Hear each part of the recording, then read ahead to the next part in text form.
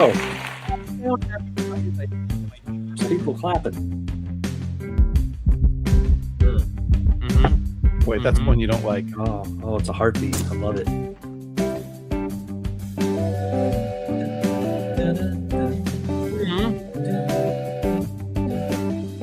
Man, I wanted to start doing guitar effects pedal stuff, but I forgot I unplugged it at the beginning.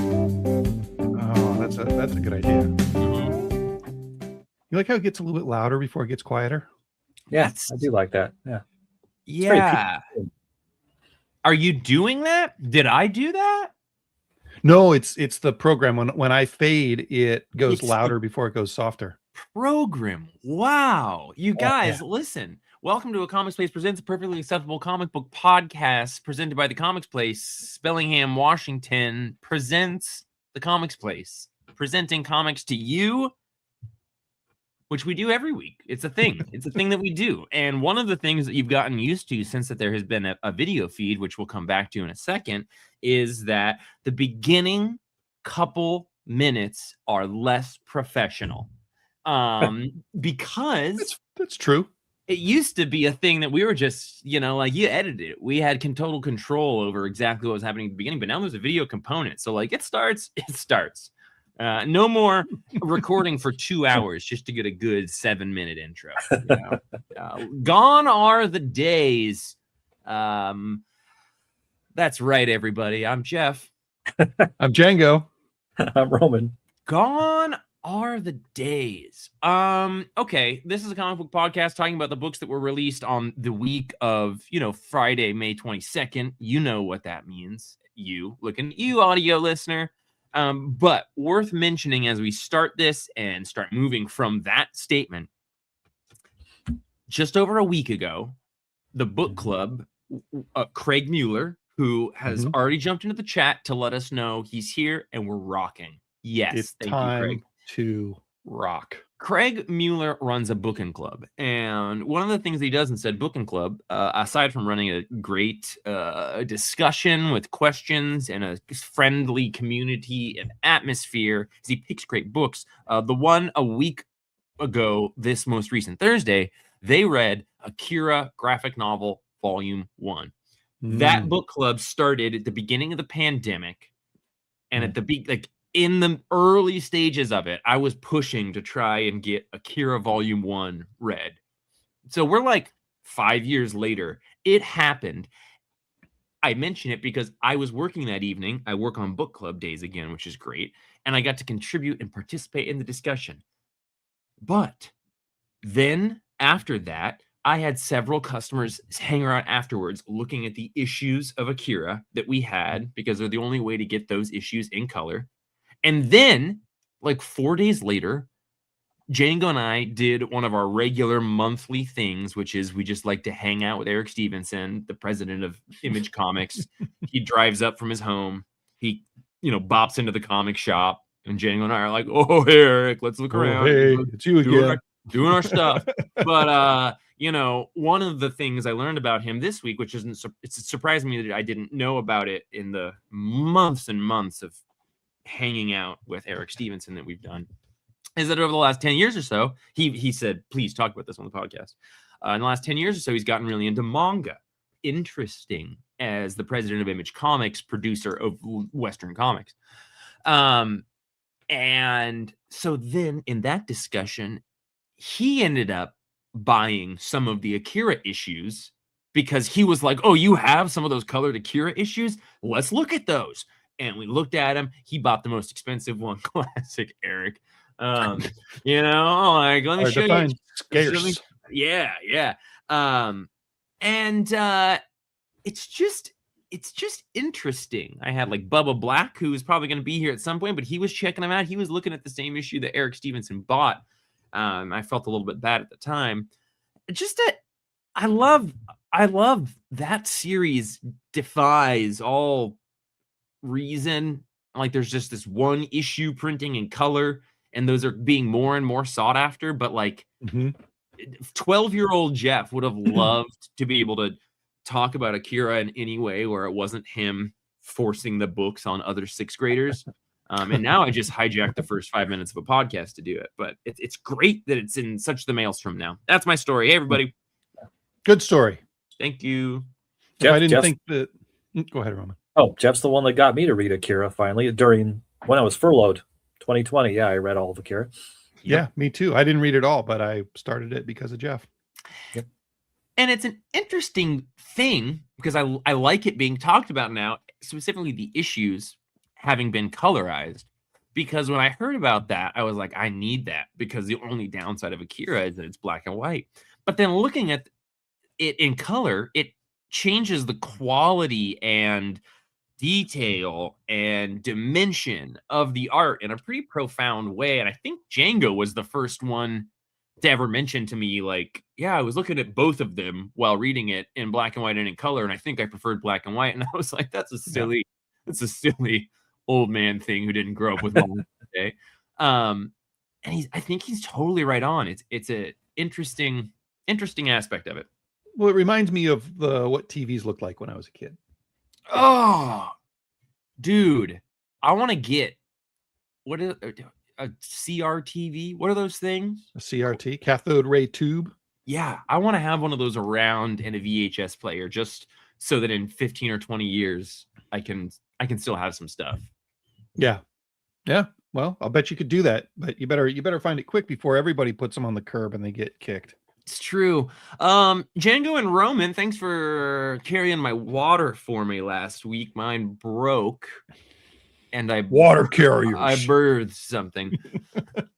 How did it go? You talked comics? It was a good episode, I Yep. think. Got some compliments from Phil Satile, Oh, your I friend love and that mine, guy. Phil Satile. Oh, we I did. love that guy. Yeah, he came into the store and told me how much he likes the terrible intros that we do every time. Oh, sweet. Mm. Well, good. Because yeah, Jeff, you being on, we've ruled out you being the reason that the intros I flounder on. That's not happening. It's me. I think it's either me or Roman, because you weren't there and I did it bad. I think it's me. I think that I logged on and told you to do a bad intro. Started watching it. Yeah. Do it bad. Do it bad. Do damn it bad, buds. Do it bad. Django, don't you have an email from Will? Yeah, I sure do. Even though hey he's guys. on vacation, he managed to get one into us. Hey Wow. guys, it's Will here. I miss the Perfectly Acceptable podcast, and it was a really good intro last week. I liked how everything was kind of wrong. Speaking of wrong, what's the wrongest comic that you've ever read? Oh, It could be something that has egregious typos. It could be something that you shouldn't own because it's horrible. It could even just be something titled Wrong the Comic. Turn up. Love you guys. Awesome. Wow. Thank you so much, Will. That's a great question. You're welcome. Oh, wait. Will says you're welcome. You're welcome. You're welcome. That's a really great question to come into a group of dudes who all have a pretty secret drawer in their home, or secret home that they live in. Yeah, I do think when one of the three of us dies, one of the three of us will have to go into that deceased member's home first, And find their copy of The Plow. find the plow, take my Lost Girls. Django, I think you ended up with that one. Nope, actually, it was in my closet for years. And so like when Diamond was still a monopoly and the only place we were getting stuff from, they would like get manga and anime art books and stuff. And I didn't really know artists' names and stuff, but they were like, here's a celebrated artist who draws like human people really, really well. And it has an erotic flair. And I was like, okay, cool.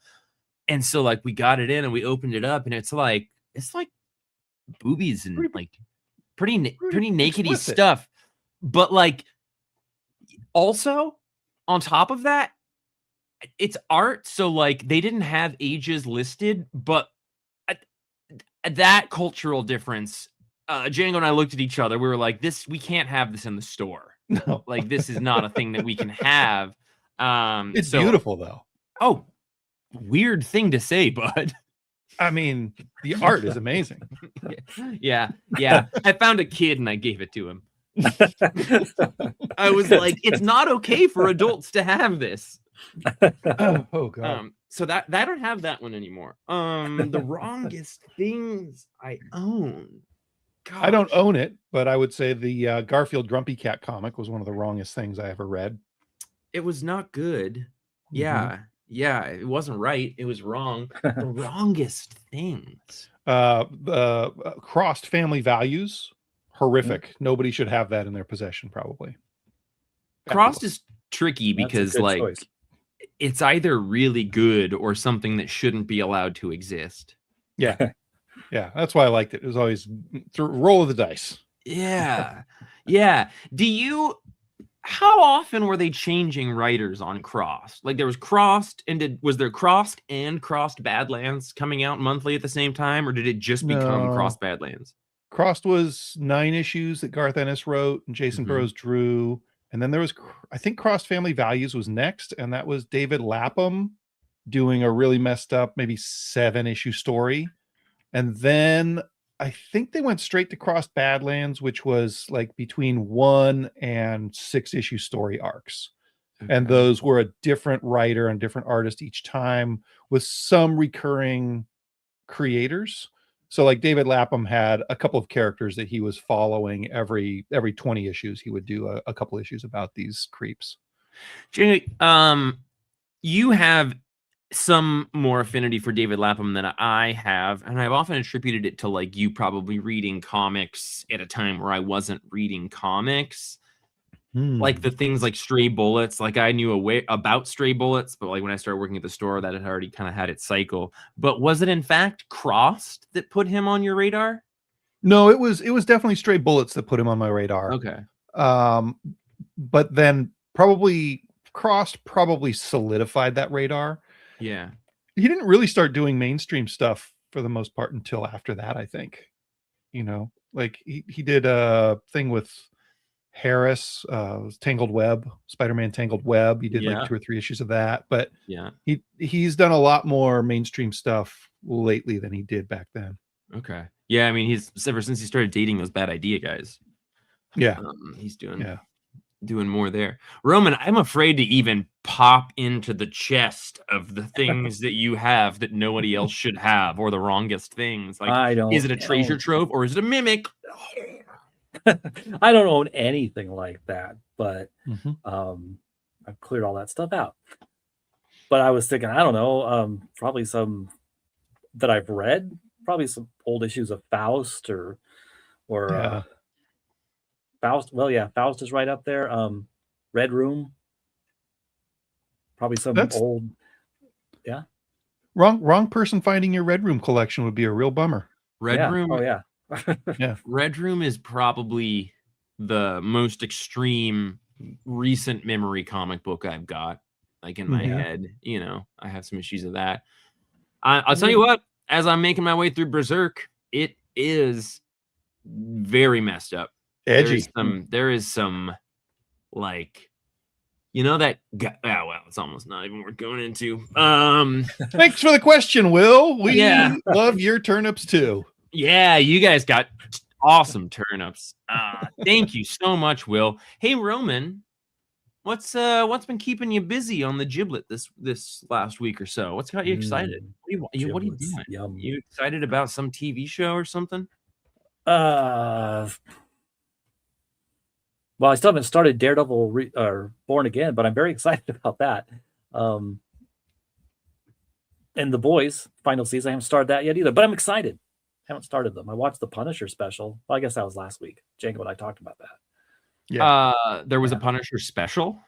Yeah, 1 episode special. One last kill, one more kill, one Something last like kill. that. Daredevil, stillborn.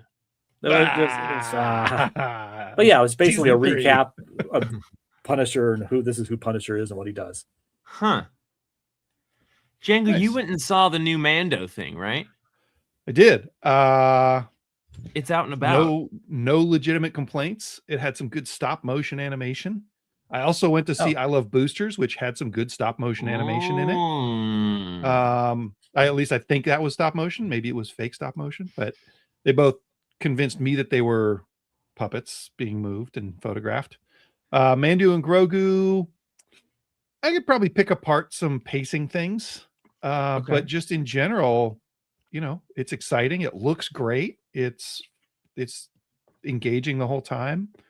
Ron, I went to see it with our buddy Ron, and I he like that guy. told me some toy Easter eggs in it, like the ship that a guy uses as an escape pod was a weird little ship that they built that never was in the movies, but it was in the toy line, and That's then they cool. put it in this movie. Yeah. So yeah, not the best movie I've ever seen, but in the parlance of our friends over at that other Australian podcast, best movie ever. Yeah, no, I like that about them. They are pretty critical of everything.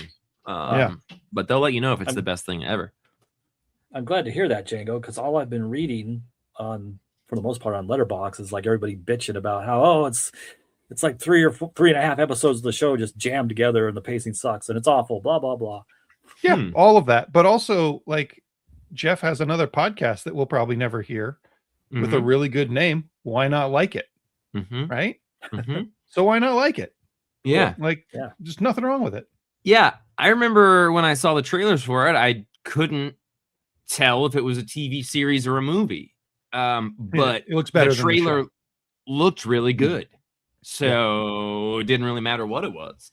But that is an interesting spot that we're in with like Marvel, Disney, like the bridge between television and movie experience it's decreasing, right? Like, I mean, and with like streaming services making movies that are released at the same time on streaming, it's pretty bonkers, you guys. Yeah. One of the Comics Place presents It's About Comics, a podcast about the change in tendencies and the ways that human beings take in art. I am your host, Absolute Green Arrow #1 from DC Comics, written by Pornsak Pichetshote and Raphael Albuquerque. Pornsak Pichetshote, I think, first came on to my radar when Django and I were reading Infidel. I think was the first thing I read of his.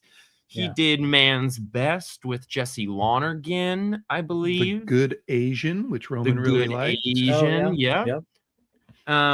and is an all-around very nice, friendly guy. And maybe it was just the time that we met him and our memories, but the fact that we were like, oh, Infidel, he was like, you guys remember that? And thank you. Yeah, scarred me, bro. Yeah, Jason series made Django's jump scare. One of the first time I heard Django jump scare in a comic book. So I've been excited to see Pornsak have a chance to write a comic for one of the main twos, because it's been kind of a clear ascension on its way. And then you got Raphael Albuquerque, who's been hanging out at DC Comics since Scott Snyder was a nobody on American Vampire. So this is exciting. This is the first Absolute series that started that is like specifically pointed out as being a mini series. It's like 6 issues. Absolute Martian Manhunter is in that 10. I think it was like maybe 8 expanded to 10. And I think the slow roll of a diverse type of comics from the Absolute line of DC Comics, diverse in the like whether it's ongoing or mini or length of mini or one shot. I love that diversity and the excitement that comes with checking out a new one of these. So Absolute Green Arrow, this was a pretty interesting book to have come out because several months ago, like 6 or 8, we had the Absolute Evil one shot wherein Oliver Queen was murdered at the end of it. Spoilers from something that was old. So the hanging thread that we were going to have an Absolute Green Arrow book is something that has been on my mind. How are they going to pull this off? Well, they did it. They pulled it off. You guys, what did you think about Absolute Green Arrow? DC all in. DC absolutely all in. Oh, that's a lot. That's a lot, buddy. I thought so too. I thought it was really good. It's dark, way darker, I think, than anything else that we've seen from the Absolute universe so far. Which, like, Absolute Batman has been pretty dark, and I totally agree with you. Yeah, but it's also been swashbuckling. Yeah, you're right. And this doesn't have that at all. This has some very thinly veiled political commentary. Like Epstein Island kind of good guy, bad guy kind of stuff. Kind of surprising that Ollie Queen in this universe was hanging out with creeps like that. But I think it's a comic for the time, and as uncomfortable and weird and creepy and dark as this is, it's nothing compared to real life right now, which is crazy. And it gives us a good, it's kind of like crime noir. It follows Dinah instead of following Ollie, because Ollie's dead, and just like brutal mystery of what's going on with these people, and a great cliffhanger with a little boy with eyes all over his body. Yeah. Roman, what did you think of this old Cat's Tale? Oh, I loved it. Everything Django said, and I love that.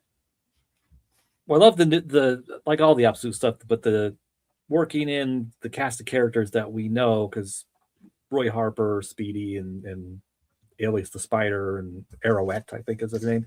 They're all mentioned in here, but everybody's messed up. I love that there's a mystery about Dinah's mother and what she did, because in the regular DCU, Dinah's mother is the Golden Age Black Canary. So I'm curious if she did that. But I love the Green Arrow in here, because you're not sure. I don't know if it's a mask or if he's something supernatural or what. And his arrows, he kind of uses a variant of Green Arrow's trick arrows, but it's just, instead of like a grenade head somehow affixed to a shaft, it's just a grenade hanging on a regular arrow. Yeah. There's nothing fancy. Awesome. and he's got arrow tips that, like, you get hit and you develop some kind of horrible postulating virus sickness that kills you. Oh, it's so dark. Love it. I really like how dark it is as well. You've got Ollie Queen, who, like, you want to talk swashbuckling, that guy's usually a pretty swashbuckler, like a rich swashbuckler. Django, as you were saying that, it made me think about how back in the 50s, 60s, 70s, like, we could put Nazis in comics, right? And it was like, everybody agrees this is a bad guy. Yeah. And I kind of love that we're getting there with rich people. Like, it's a smaller subculture that is all identifying them as bad guys. But, like, and then outside of, like, MAGA people, I think we can all agree that pedophiles are bad. And there's, like, that stuff going on in here. So I like that we're, like, kind of approaching a time again where, I love the, like, Superman, give him a chance, Batman, don't kill anybody. But I also like there being, like, yes, and this group of people suck. Yeah, I've got a little bit of beef with rich people in comics all being bad. Yeah. Well, yeah, because Batman and Ollie Queen, like, these undeniably good guys who now they have to strip them of all their wealth in order for them to be relatable. And I definitely irritates me. But then they get their wealth back. Yeah, I definitely don't like them stripping them of their wealth. And I guess I kind of just think about it as, like, billionaires. And then there's the clear line being drawn. You're either a good billionaire or mostly they're a bad billionaire. But you're right, Django. That's a good point. That line is hard to draw because historically we've got characters who have been rich. And I don't think that we should be stripping Batman of his wealth. Yeah, we just keep doing it the last 5 years or so. Yeah. But yeah, it is good to have, like, a universal indicator of bad guy. And comics have worked so hard. We've bent over backwards to make bad guys kind of good guys in the last decade. Like, oh, no, it's fine. Deathstroke's just kind of an anti-hero. He's just a butt. He's not an evil person. I feel like some of that comes from, like, comic books working with a fixed pool of existing characters. And so you can either create new characters or you can try to do something interesting with the pre-existing ones, which means either make a good guy turn bad or a bad guy turn good. But it's been done enough that it doesn't feel unique anytime. So yeah, I agree there. I like this one because Green Arrow should be a good guy and he's, like, murdering people. Murdering and the heck out of him. he's murdering the gall darn out of him. If that's him, we don't know for sure yet. I mean, probably is, but yeah. The gap has been long enough that I kind of want to reread whatever happened in Absolute Evil that was, kind of a precursor to this, because an organization killed him, and I think it was like, the evil people. So I wonder if that implies that he's working for a bad crew or what, but he's out there murdering stuff. It's got a haunting vibe to it, but I really liked that we followed Dinah the whole time, and I didn't necessarily see that coming before this came out and I was reading it. Yeah, he looks almost like a robot in here, where he's got the robot mask. Yeah, there's just a really great kind of mystery setup. Green Arrow being a rich guy, embroiled in some weird stuff, looks like some bad stuff is happening. Dinah knows him well enough to assume that that's not the case, and now she's like, Ollie, what are you wrapped up in? Cliffhanger with a kid covered in eyes. Yeah. We don't get a lot of mean comics from DC. It's true. That's true. I like appreciate the tone shift. Yeah. I think that we had Absolute Batman, Wonder Woman, Superman, Martian Manhunter, and those, at least for me, were like kind of totally out of left field, especially Absolute Marman. And this one isn't quite totally out there, but it does totally, re-establish some characters that we're familiar with. So I appreciate it for that regard. So it's going to get a pretty high score for me, but solidly in the tier of Flash and Green Lantern number ones versus Batman and Wonder Woman number ones for me. Really? Yeah, I'm going to give it a solid 8.5. 8.5 from Jeff. I was going to give it an 8.5, but I'm going to put it in like the Batman Wonder Woman camp for me. I'm going to give it a 9. Hell yeah. Me too. It's in the Batman Wonder Woman camp for me too. 9. And I don't know if we do this. Oh, we do. I don't know if we want to do this or if we always do this, but Logan at the shop gave it a 9.5. Oh, and Jake at the shop gave it an 8.5, which is like a 10.10 for him. Yeah, I forgot he's he pretty does his conservative with high scales on a scores. 1 to 10 or 1 to 8 rather. Pretty much, yeah. Yeah. It took us several years to establish what is a 10. Is it a perfect thing? Is it impossible? Or is it a thing that exists that we really enjoy?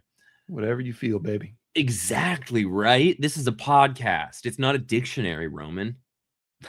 Nope. 10 is perfect. Yep. It's a 10. It's perfect. Way to go, Pornsack and Raphael. Really excited about it and excited about the other inclusions that we're going to get. The other characters, the Absolute stuff is singing, I would say. I would say so. Can I ask you guys a question? Yes, no. And? Are either of the two of you still reading Absolute Flash? Nope. I'm not. Are you? Hey. Absolute no. I am. Oh.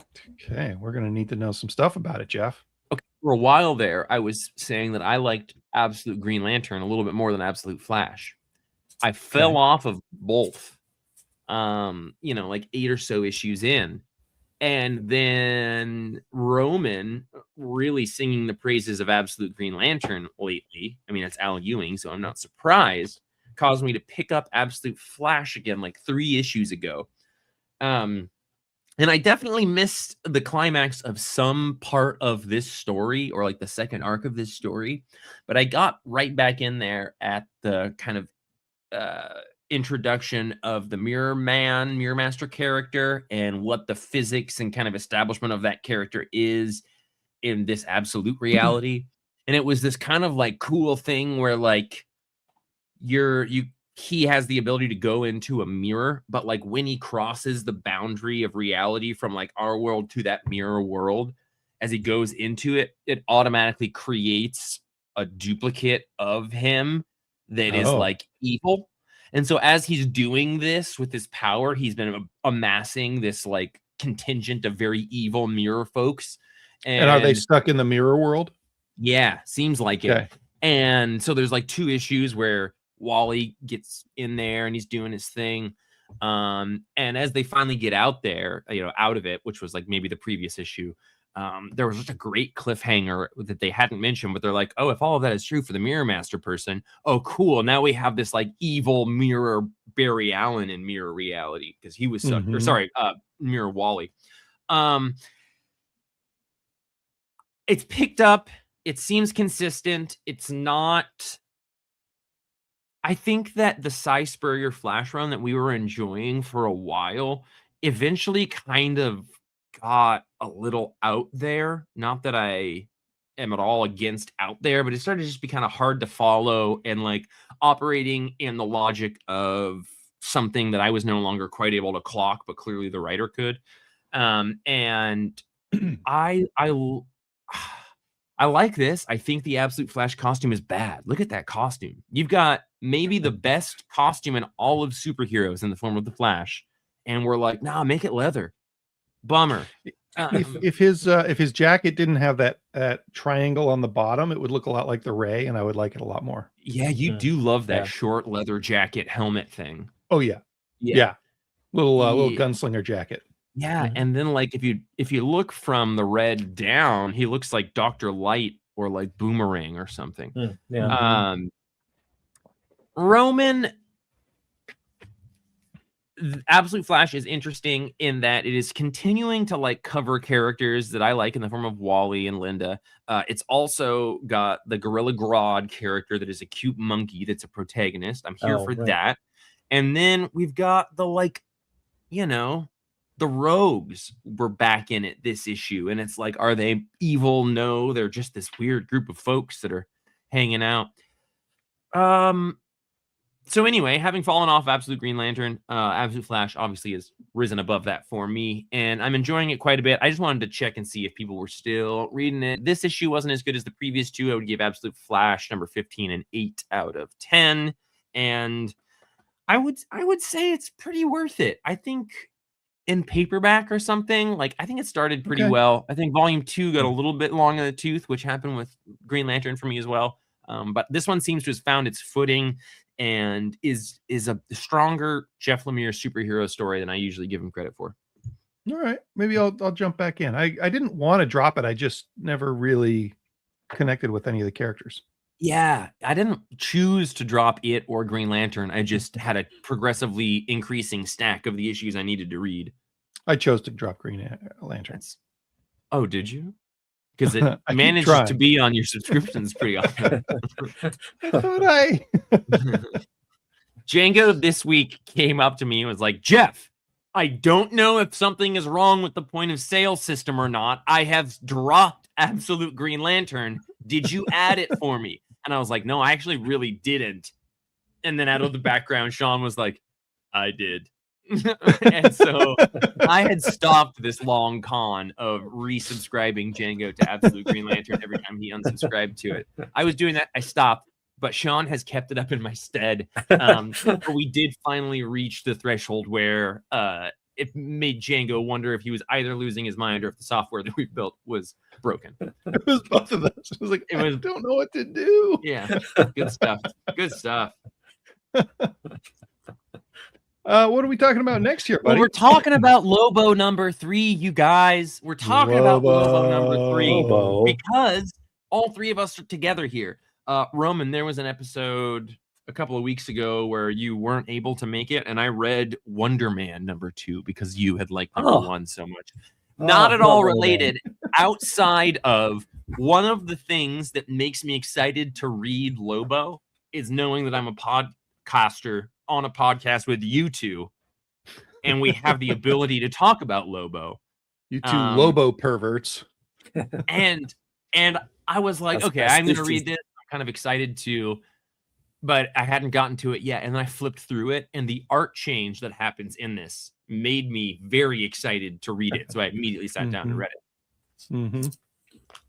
it. Our friend Dino, friend of the show, Dino, and Dino Chipino himself hasn't been buying this because he doesn't like Scotty Young's writing. Wow. And so I talked to him about it this week, on Wednesday, and he left work early today and came in and got all 3 issues. Best Lobo book I've ever read. Yeah, I told him we'd swap him for other stuff if he didn't like it, but Totally. I think he's gonna like it. I think it's Keith Giffen light, if I was being really critical about it, but I think it's really good. I think what is interesting, and I had this thought while reading this issue, is that we have all these comic book characters with like continuity and events that matter. And we can be bad about remembering all of them and writing stories that include that history. But somehow Lobos always are like, yep, you killed your planet. You know, your teacher's going to make a cameo. You're going to use these words. Like it's maybe a small enough pool that they can point to all of it and include it. But it's so weird to me how strongly internally consistent the continuity of Lobo always seems to be, except for that New 52 one. Jeff, did you catch? I loved it. It was the best Lobo that's ever been made. Sorry, Dino. Did you catch the reference to his first appearance in here? Oh yeah. No. Well, his pajamas are his stupid purple and orange costume from the first issue that he appeared in. Oh, yeah, nice. Back from back Omega Men #3. Omega Men. Thank you. Okay. Nice. See, and that's what I mean. Like Lobo fans are like, this is important. we need to make sure it's carried into the future. Yeah, so the setup for this one is that in order to keep bounty hunting, he has to get licensed and go through a psychological review. And as part of that, he tells the story of him in like grade school and the first time he meets a new appearance of a new Green Lantern. First appearance here, guys. Mauve. Yeah. And so we get like a Lil Lobo storyline with art and colors by Nicoletta Baldari, and it's similar but different to this art. It's like if you took Jorge Corona and sprinkled in some Jill Thompson or something like that. Totally. And it's just a full-on side quest and pretty freaking fun. Pretty fragging fun. I mean, it tells the it tells the origin of, speaking of continuity, the origin of his love for space dolphins. Yeah. We didn't know that before. Yep. Lobo, which is pretty similar to the origin of Absolute Batman, if you think about it. Hanging out at the zoo. Really is, Don't the dolphin go to zoos. Yeah. Everybody. Stay out of zoos. Man, Lobo fans even know the things that need to get covered, and they can make sure and introduce it into issue number 3. Like, this is why he loves space dolphins. Or what end of the emotional spectrum does the Mauve Lantern represent? And it's Glee, you guys. It's a Green Lantern who giggled too much and they turned mauve. Yeah. That's really dumb, and I love it. Yeah, it's a good comic. I think it's pretty funny. They even do the thing where they're like, yeah, okay, they should never have, like, Green Lanterns never express any other emotions with your light. And it's like, sneak. Gonna do what I want. They do it. Yeah. I like this because it makes me feel like I'm in 5th grade and I have an older brother, and for some reason he turned the football on and I like watched it with him, and then the next day I went to school and I got to talk to all the cool kids as if I know about football and make them think that I'm cool for a second. That's my experience with getting to read this Lobo book by Scotty Young and Jorge Corona and this person. Yeah, I mean, if I had a quibble with this whole series, it's that there's not enough guts. Like courage? Nope. Like intestines being pulled out of people's stomachs.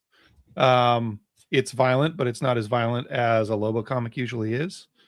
But that's not absolutely required, you know? Yeah, you're right. I think that if I were to think about trying to write a Lobo comic in the year of our Lord 2026, I would have to think of which aspect of Lobo I want to lean into. Yeah. And it seems like that's what they did, and they're leaning into the comedy and the absurdity. But it does not quite have the graphic masculinity violence that it did have at the beginning, and I wonder if that's their lack of guts to put it in, or if it's just a lack of ages guts. 15 plus, and Lobo's going to be in the Supergirl movie. Totally. So they're going to have a bunch of kids who want to read Lobo, and you can't. Like, you could give them anything that wasn't written by Keith Giffen and drawn by Simon Bisley or whoever took over. Horth? Somebody took over for Lobo's back. But yeah, I think it's a conscious decision. And that's only my complaint. I don't think it's probably a legitimate complaint for somebody who's going to get into Lobo. Yeah, like for a Jeff who has read the original stuff, but not a lot of it, it does feel pretty close to the subject matter, only because I don't really remember the violence. Yeah. Well, I no, go love Django. Roman. Well, when people see the Supergirl movie and the kids rush in to get Lobo comics, we'll be sure to have stocked up on Lobo's paramilitary special for them. Yeah, perfect. Okay, Roman. Well, I appreciate your input on our store's inventory. Have you placed those orders yet? Oh yeah, I got it all done. Yeah. Nice. Okay. You did it. I'm glad one of us did. It's pretty amazing. He ordered them from Advance Comics because that's how old that comic is. Yeah. Ooh. All right. What are our Capital scores City, for here we Lobo go. number 3? I can't give it an 8 because there's not enough guts and butts, but I'm going to give it a 7.75. I'm going to give it an 8 for you because I have a blank spot in my memory where the guts belong, and it allows me to not see that. That's fair. Roman? I'm going to give it an 8. It was a lot of fun, and just because Lobos has the line, "I'm about to taint the frag out of your ring."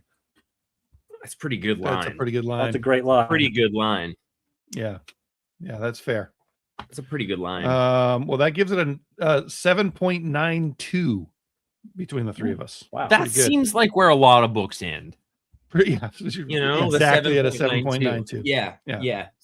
I think we should get messed up. I think we should get real and serious and messed up, guys. Let's do it. I want to talk Nazis with you guys. Nazis. I want to talk Nazis with you.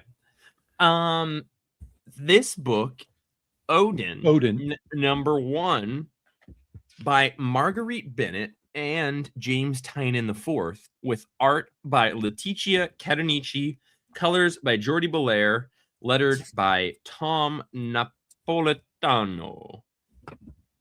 This book was pitched as The Green Room meets something else. Really? Oh. Well, Sean told me that. I would believe that. This book is an Image number 1. Okay, Midsummer meets Green Room. In that we've got somebody kind of under the radar, undercover, sneaking into a group of Nazis that are like maybe like Odinists. Like, I forget exactly about Green Room's Nazis, but like, or maybe I just don't know enough about Nazis. They're bad, but like, is there like Odinists Nazis? I don't really know. Roman says Roman yes knows with certainty. Roman's gone undercover with all of the groups. I have. That's what this tattoo is about. His favorite of the furry. Yeah. No, Odinists, there's a whole long history because there's also hardcore Odinists that kind of corrupted a pagan Odinist thing that inmates in prison started doing it, where it was more super focused on white supremacy. And they're the really violent, hardcore, nasty Odinist. Okay, like Norse is like white and muscly and blonde hair. Yeah, and it's specifically in prisons, prison gangs, or there's gangs of Odinists that are a little bit different than like the guys hanging out in the woods Odinist, but there's a lot of similarities. Mainly the white supremacy. Right. Well, this is okay. That would have been a great segue to continue, but I do appreciate that you stopped there. So be kind to your web-footed friends. Keep swimming. I was waiting for you to interject. What is that supposed to mean? I thought you were gonna Reject him. So just having the dialogue in my head of, can I remember to interject into Roman's statements the rest of the podcast? I'll try. You wouldn't have to try, Jeff. So we got this protagonist. She's sneaking into this group of Nazis that are into the Odin shit. And she's been like doing the things where she's singing the right songs, but ignoring the ones that don't matter. She's really appealing to Bartower or whatever that guy's name is, Dalton or something. Austin. There you go. He's really eating it up. Bauertor. And and so then she gets invited to go on like the super secret Odin mission where like only the real hardcore bad folks are invited, and they're out in the woods, and Austin opens the door and Bauertor shows up, and he's like the rich mysterious one, and he's got a briefcase and sunglasses, and he's like, everybody's gonna cut their tongue open and put some blood into this cup, and we're all gonna drink some, and like summon a god. And like they're like, we're gonna summon a demon. He's like, we're not kids, we're summoning a god. And so they do that, and it seems chill, except for then when we come back to, like, we have no idea how much time has gone by, and somebody starts throwing up. Their hair is grown. Their hair is grown. They've got beards, and somebody threw up a nose of the dead member of their party now. So one of the people who was in a relationship with a girl in there is dead, and it does appear as though they consumed him in the woods. Yeah, parts of him. Like they were cutting strips off of this. Oh yeah, they were cutting strips off of this elk or whatever, and then it turns out that animal was actually the dude, and they were just like eating him a little bit at a time. There's a great line in here where they're like, you can last such a long time just losing little pieces bit by bit. So like they're eating it while it's alive, and it turns out it was the dude. Yeah. There's an episode of Buffy season 6. I think it's in the first 3 or 4 episodes where there's a demon who has a paralytic in his nails, and he scratches you and you're paralyzed. And then what he does, he just sits there and tears off strips of your flesh, strip by strip, and eats it until you're just a flayed body. So I know James Tynion IV is a big Buffy fan. Paul Barnick said the dialogue felt a little sparse in this one, but it had impeccable atmosphere. I'm a little mixed on Tynan's history, with sometimes needing a very long time to flesh out his ideas, but I'm excited. So Paul, a longtime customer of the shop who was saving the world for a little while. We didn't see him that often, but has been present lately. We're hugely excited to see Paul again. I totally agree with your initial statement there. The dialogue felt a little sparse. But it had impeccable atmosphere. Exactly. There was like, it didn't give you too much, but I liked that it gave us enough that there was no point where I felt like I wasn't understanding something or that things didn't make sense. It was like, okay, shady sneaking in. And then also in my tendencies to attribute things to one person, I'm going to try and remind myself that this is Marguerite Bennett and James Tynion IV. So you were joking about their names, but I think one of my favorite parts of this is that they all have very benign names. Bartur. Like, yeah, but Bartur is just Fred. Yeah. It's like Fred and Kevin and Emma and Caitlin and Tanner. Like, that's Austin, Caitlin, and Tanner are my 3 friends associated with Austin. Nice. But Django, I just think that's awesome. It is awesome. You're right. That's like a metaphorical bit of storytelling right there, which is to say, like, we're like, the characters here are millennials or whatever is younger than me, millennial generation, trying to get into dark stuff that is older than them, deeper than them.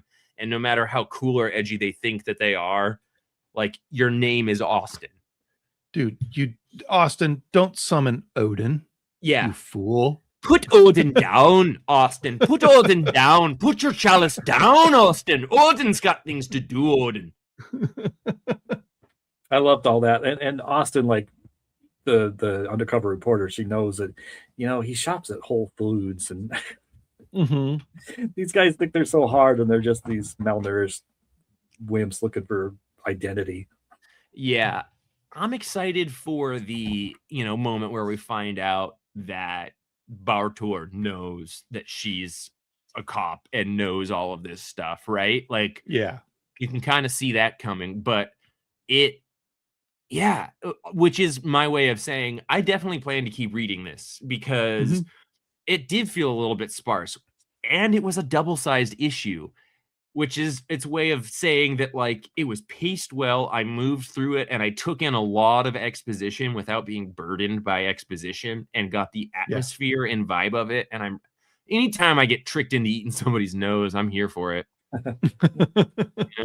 Yeah, I thought it was really good. The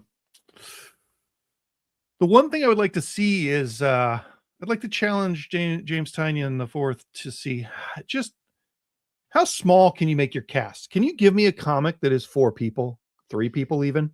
Can't do maybe it, just 2 people, because there's a lot of people here, and a lot of tanners and tannins to remember. Yeah, just like everything he's been doing lately. It's that tannin sure does cast. whine a lot. Yeah, I was confused by which one was which with the 2 bearded redhead guys, long hair guys. It made me feel like I was hanging out at a rock and roll bar and just not quite sure if that was my buddy or a different dude. Which was the vibe of Green Room, right? Like, I do think that they really expertly captured that tone and maybe borrowed kind of heavily some of it. But, like, it feels like you're in a rock and roll club. And is that my guy? Just hanging out with maybe your friend, maybe not. Maybe Bartor. Maybe Bartor summoning Odin. Anything's possible.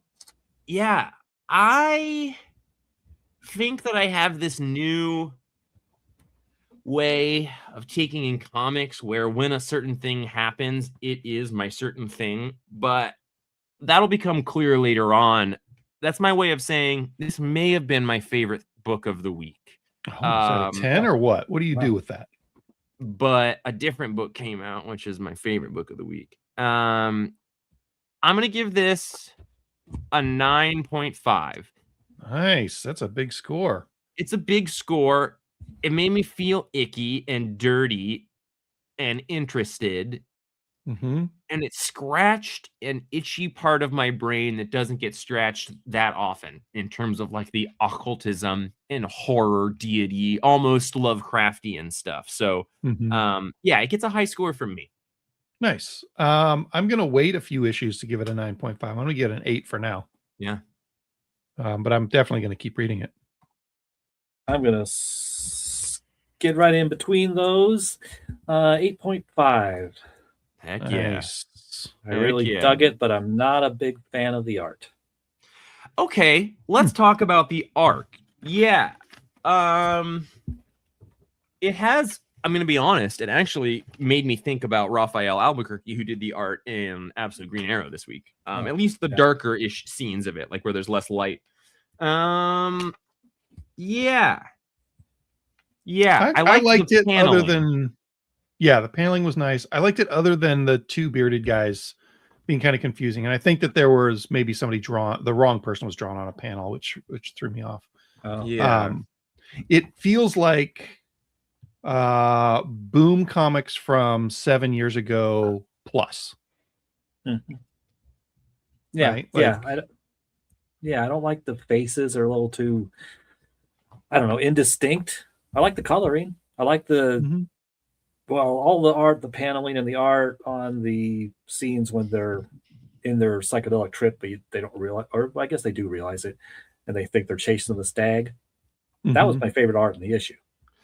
Roman, I think you worded it perfectly, which is I do think the faces are indistinct. I do think that there's enough detail going in and, like, hair and body style, but this artist is not providing much detail and facial expression or like lines in there. So it really does require leaning into reading other aspects of the character, like their clothing and stuff, which James Tynion books, which this is he and Marguerite, but like Django mentioned, always huge casts. And the first issue, I'm always trying to identify, like, okay, well, this is Glasses guy, and he's like this. Right.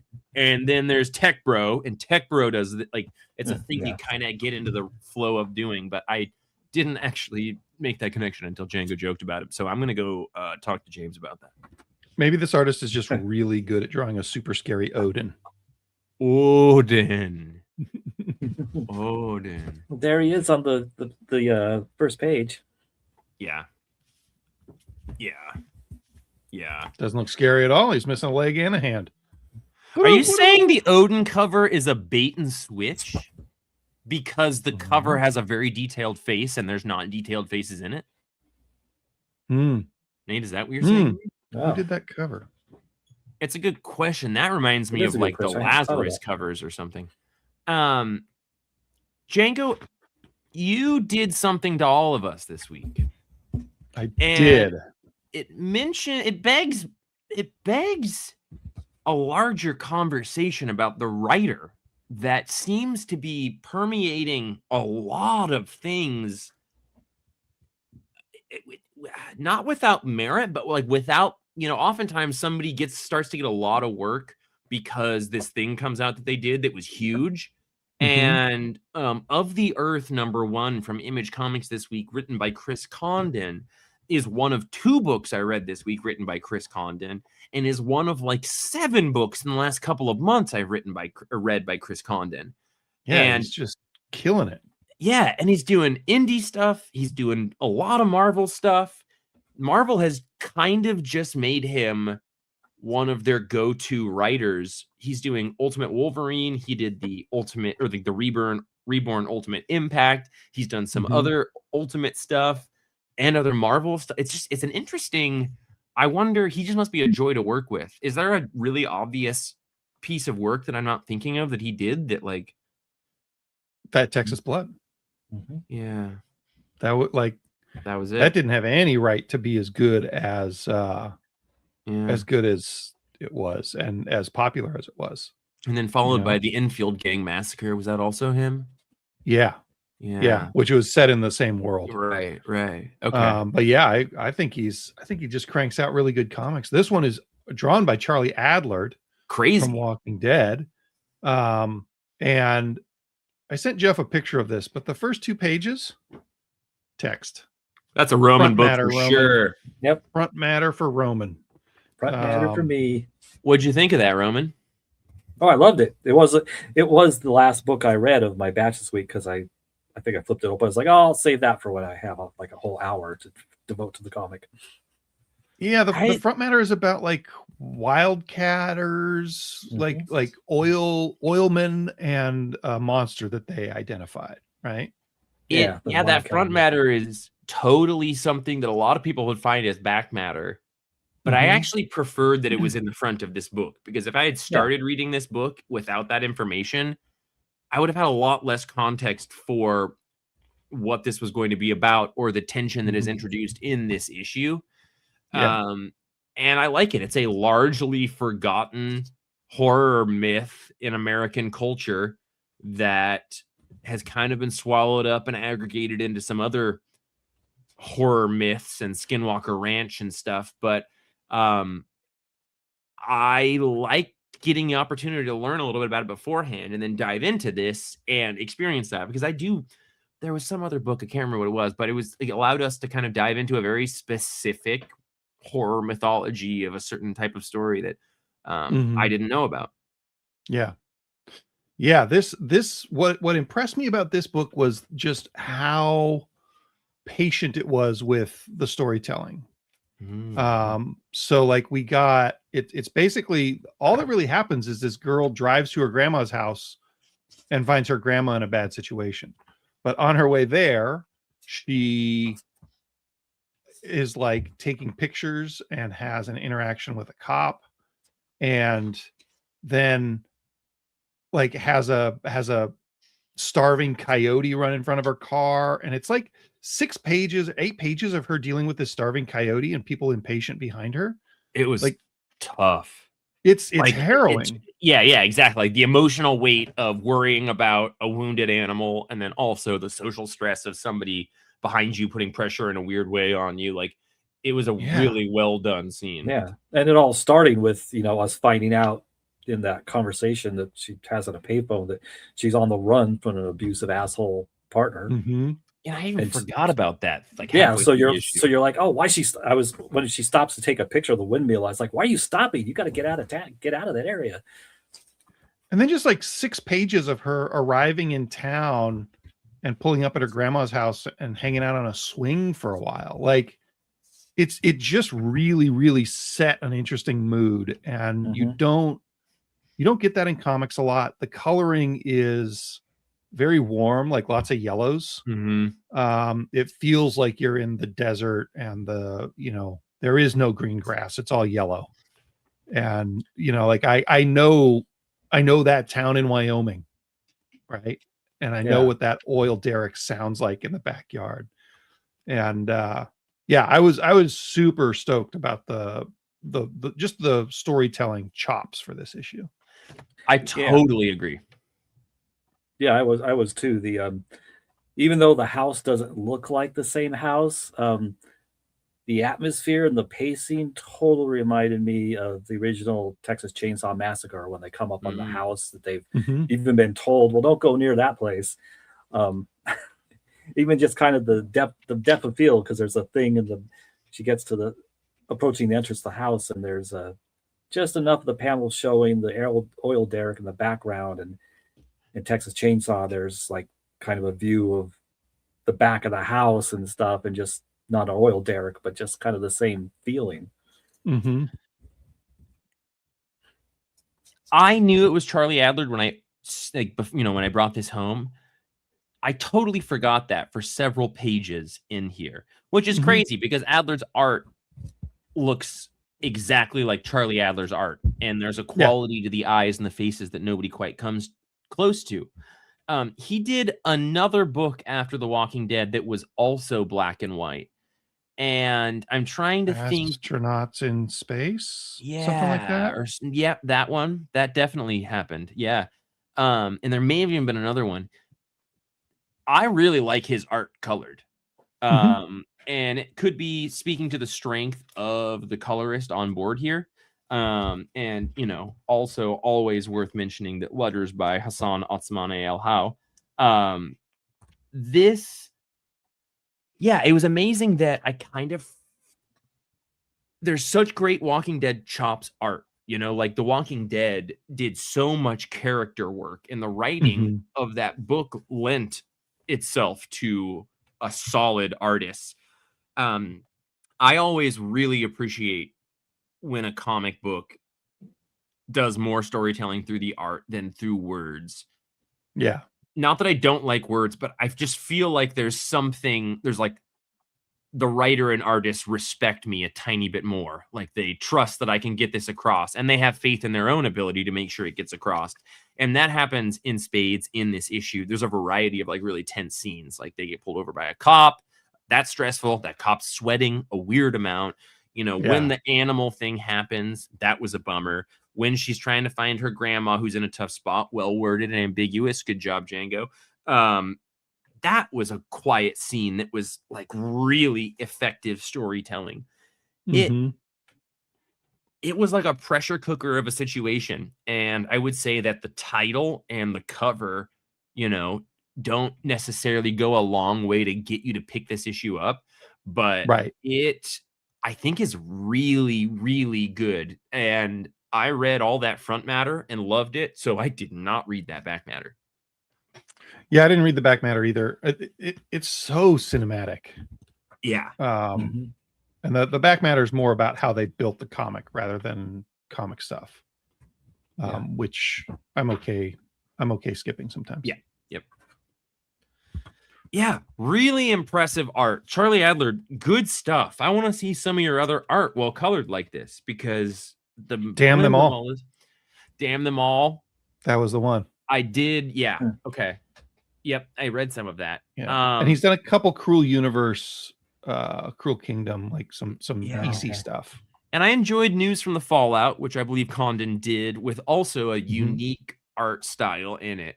I really like the amount of trust that he puts in an artist when they're on a book together. And it's impressive to me. So I like this book quite a bit. I give it a 10 out of 10 for Of the Earth #1. Oh, It's the best comic I read this week. It's a 9 for me. Maybe a 9.5, actually. It was really good. 9.5 on the 9.5. scale. Roman. It's a big old gooey. Oh my Gooey God. I Statler. am once again a weight tied to your ankles, boys. Let this book 10. soar. 10, 10, 9.5. That's a 9.83. Wow. Pretty A good. lot of books end up at 9.83 on this podcast. It's our tradition. Yeah. My favorite book of Cool. the week was Invincible Universe Battle Beast, because anytime that book comes out, it's my favorite thing. There's just something about it that makes me really happy. Looks great. I love the story. It's dumb. It's fast. The art is so gorgeous. This one had time pass in it. We're smashed with the Invincible Universe.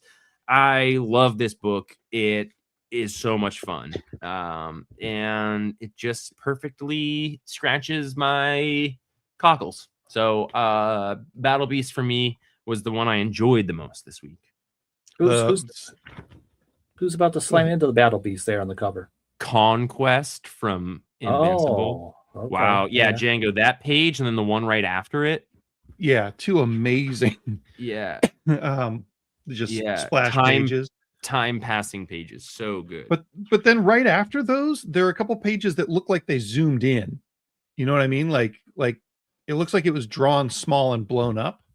I know exactly what you mean. And that those stood out to me as just kind of weird. Yep, that happened multiple times in this issue, specifically like with the little alien guy buddy that the planet of whom they're on. There was a couple times where I was like, that's weirdly zoomed in, it looks like. Yeah. The line weights are different than the rest of the book. Yep, I totally agree. What do you what kind of score would you give that Battle Beast? Because I thought it was pretty awesome too. I'm gonna go 9.5, but like it just, when it comes out, I'm really happy to get to read it. And it, of all the comics that I read, feels the least like work. Yeah, that's true. I'm gonna give it an 8. I don't mind a little bit of work, but it is super you just jump in and you're in it. I don't have to worry about remembering what was happening because Kirkman will tell me. And I don't have to worry about where anybody is emotionally because Kirkman will tell me. Yeah.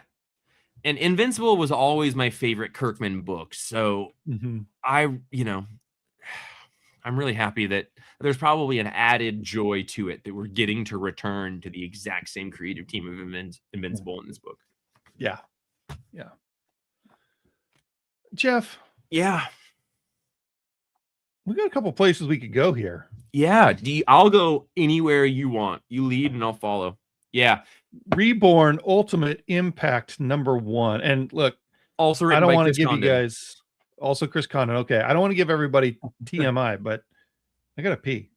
Okay, you go pee. No, TMI. This we'll be done. You talk about this. Yeah. I'll BRB. I don't want to be spoiled, buddy. Yeah. Guys, I don't like being negative. I withhold negativity about large assumptions about comic lines, companies, products. I've withheld that cynicism to the extent that I've wanted to give it for quite a while with Marvel Comics in terms of their whole line, like firing all these wonderful people. The broad direction of the whole universe is very troubling to me, but the Ultimate Comics being the thing that they were doing the most successfully at their line, being a thing that they prematurely are putting out of existence. The writers have like left the book. Dennis Camp was writing the Ultimates. It was so strong. And then like 8 issues ago, it just lost all direction because the whole fate of the Ultimate Universe seems up in the air. It seems to me like Marvel keeps just compulsively being addicted to new beginnings and has no interest in following those ideas forward. So like, we're going to sell a bunch of comics by birthing a new X-Men line and then birthing a new Ultimate line and then birthing a line that comes back from the Ultimate line, but doesn't like, I'm giving up hope that it seems like they care about developing any of those things. And within this issue, which I think was written and just it was written well, but what it was was nothing. It was like a chase scene. It was introducing a character with no, introduction or rising action, and then a weird resolution to it, while Miles is trying to get these boxes that he got at the end of Spider-Man Ultimate Incursion months ago that he's like overslept for an appointment to get to Tony Stark, and so he's raced across town to get them there on the spot. So it's just like a whole issue where it's like Spider-Man needs to get this box over to Tony Stark, but the Spot shows up and now he's going to make it difficult. And it's like, okay, cool. That's an easy way to fill issues, but it's really not doing anything in the larger plot there. It's, we've got some tie back into Annihilus and, that whole thing, but it's literally the first page and the last page. I'm not super excited about seeing the boxes of powers that were stolen from the people who should have gotten them in the Ultimate Universe being integrated back into our universe. I would say, Brian Garside, that they're obsessed with new directions. Like, they seem to have no interest in developing one of the new directions that they, introduced to us. They just lose interest in it in the interest of doing another new direction. And yeah. Did you read the Ultimate Endgame last week? Mm-hmm. Didn't that end with boxes like that also? Well, I thought that it was going to be that. Well, yeah, it may have, because these origin boxes were a big part of the end of Ultimate Spider-Man, Ultimate Incursion, or whatever. They're what this in-game, the boxes are the bridge to get these characters in the Ultimate Universe into our universe. Right. Or get new people in our universe powers. So I don't know if it is an attempt to do what they were doing 10 years ago of trying to get some new IP or what, but it's just a real bummer that it seems like they're not interested in telling new stories that develop and are good. They seem very interested in the huge number of sales that they can get by a number one and introducing something new and then moving on to something else. This wasn't poorly done, and I think Chris Condon wrote it well. The art is totally fine. Art, just Marvel house style. There were some pages that were really pretty, just zoomed in of Miles' costume, because Marvel house style has got some pretty. It's all kind of tributary from the RB Silva kind of, and the other person that did Rise of, or the Hickman stuff, House of X. Yeah, it wasn't terrible, but it did just make me, Marvel, I'm bummered. I'm bummered, you guys. Would you do something good that runs for a period of time? Well, give them a minute. They just had a big shakeup. So yeah. Now they've they nosedived into some mud, and now we got to wait for them to kind of lift this thing out of the mud. They were just nosediving for quite a while before that is all. Yeah.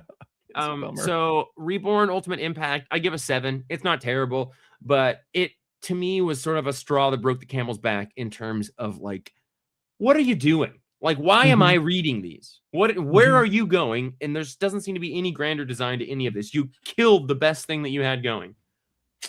That's a bummer. It's not, it's whatever. It's comics. Can we get yeah. Can we touch base with Roman real quick? Yeah, I want to. Roman? Yes. The only way that somebody is going to love this comic is if you read it and you love the history involved in Zorro #1 by Howard Chaykin and Jorge Fornes, which funny. That's a team. Yeah, that's a team. And it's funny, Django, because I was going to bring that up, but directed at you because you love Howard Chaykin. But yes, I read it late at night, so let's see what I can remember, because I was struggling to stay awake, and not because of the content of the comic, just because it was too late at night and I was sleepy boy. But this actually surprised me because it starts off in Argentina, and I'm not used to seeing Zorro any place other than Mexico, Texas, New Mexico, Baja California. And yeah, he's helping out with I don't know my Argentinian history. He's helping out with some kind of revolution going on over there, and he's got an Irish buddy, Seamus McCool. How do you know he's Irish? Because somebody says it. And it's just swashbuckling fun, and there's a volcano blowing up, and pirates, and it's a lot of fun. I'm flipping here, trying to find some details other than it's fun. There's a revolution. There's really good sound effects in this too, which I was surprised that it was shaken, because it's not, at least so far, it's not cynical and angry.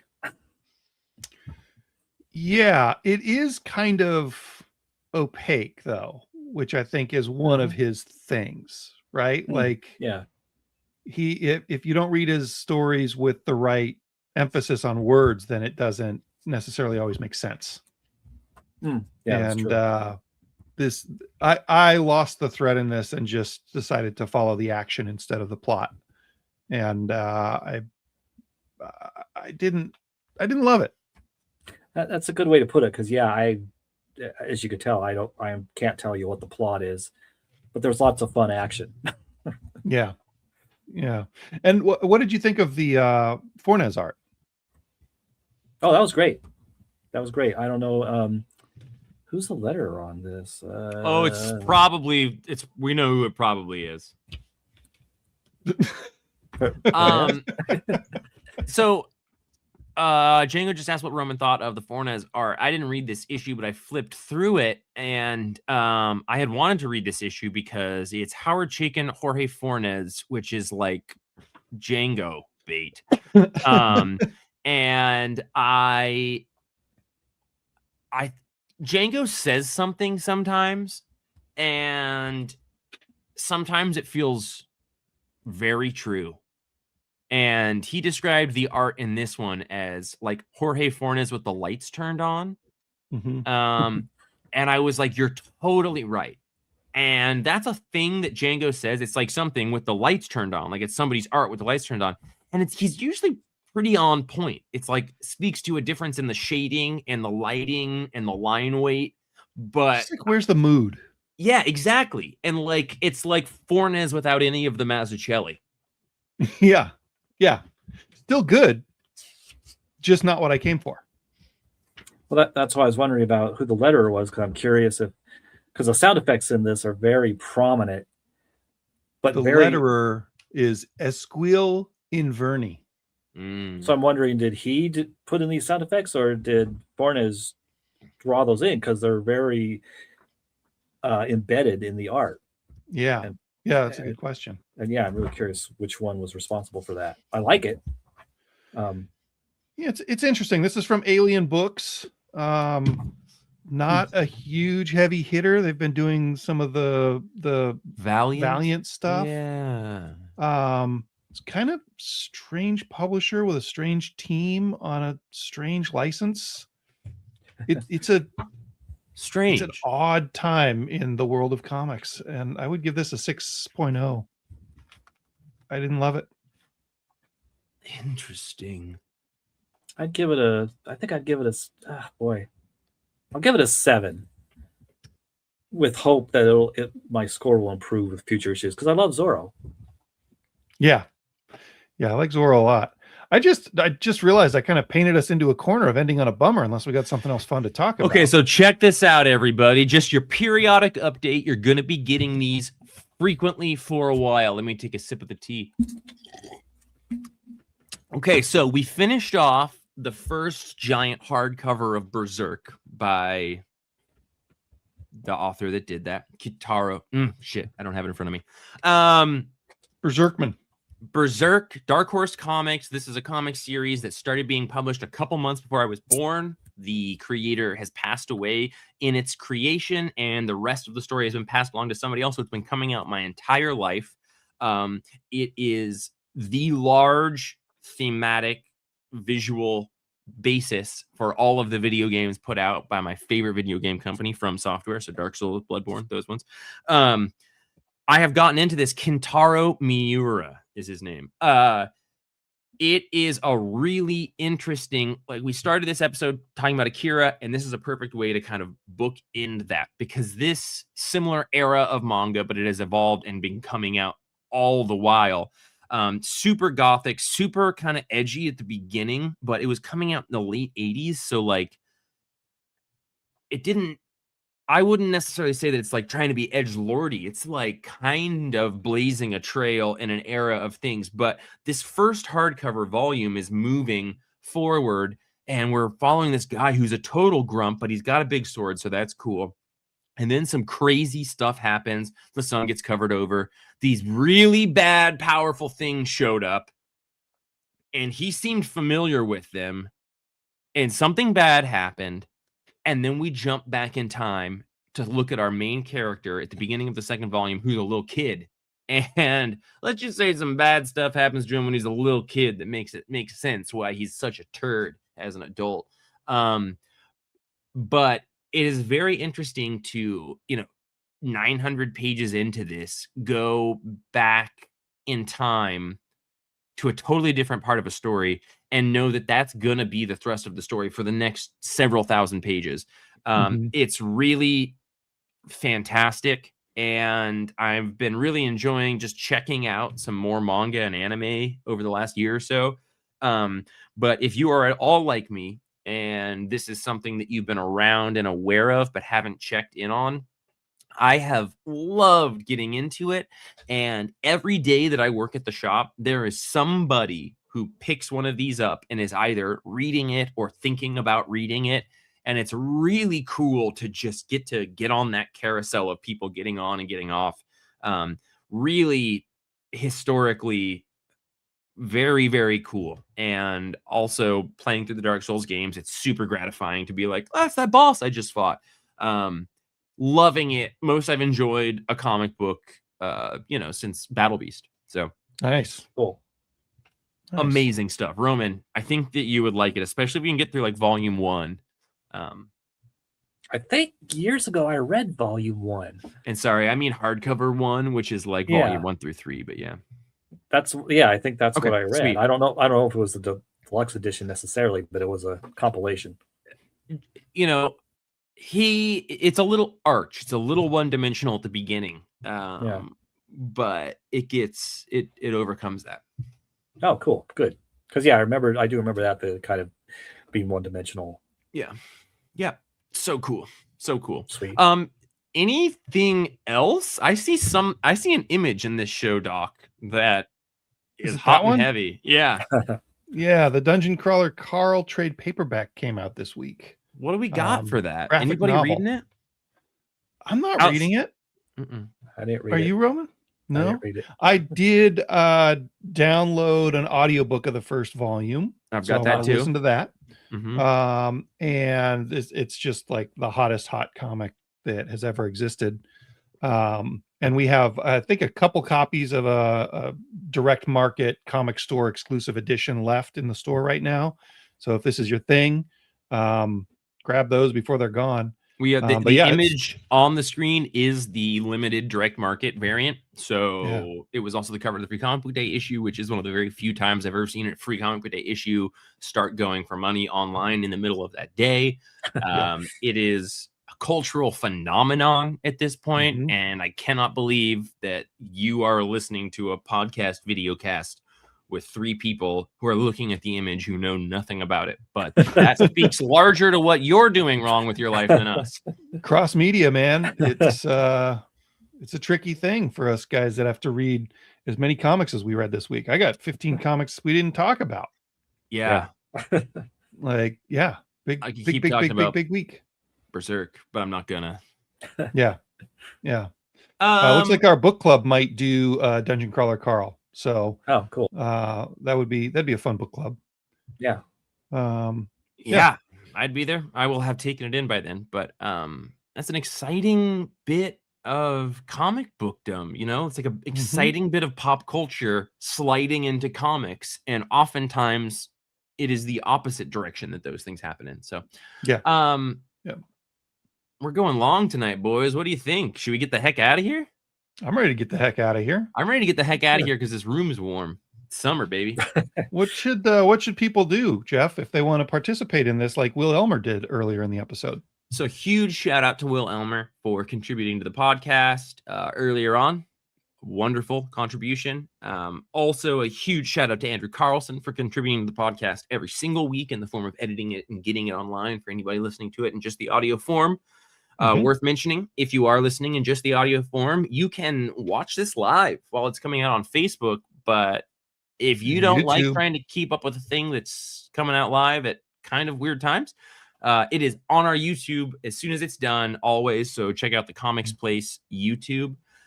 If you want to contribute directly, you can send us an email or a voicemail in the form of an attachment to an email to the email address jeff@thecomicsplace.com. That is an email address that Django set up for the podcast that will go directly to me and get read on the podcast. Straight into the brain of the podcast. Straight into the brain of the podcast. Big shout out for Django for setting that up for us, for making focused email address. Yeah, highly focused. And listen, the best part is that I'm noticing in the chat that the four most recent messages are from one Brian Garside, who, to listeners who don't know who that is, just one of my most favorite people in the world that I also never get to see. So thanks for being here, Brian Garside, and let's just get you on for an issue soon, or an episode soon, because you are a treasure, and I love you. And I'm sorry for planting things in your car that punish you. Thanks for watching, everybody. Thanks for hanging out. We'll be here next week, and except for at some point, Django and Jeff go to Cabo. Like 2 weeks from now, we will not. Well, we're gone during the week, so we might actually be able to do a short episode when we get back. Who knows? I want to do something called Django and Jeff Go to Cabo. I don't know if it's video. I don't know if it's podcast audio. I don't know what it is, but Django and Jeff are going to Cabo, and it's going to have to be discussed. So, well done. Yeah. Let me just play you off. Were you done? I think he was done.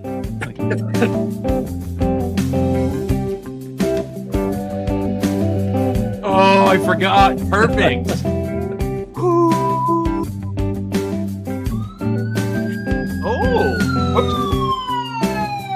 what happens when Django lives in Crime Alley. Man. I gotta go.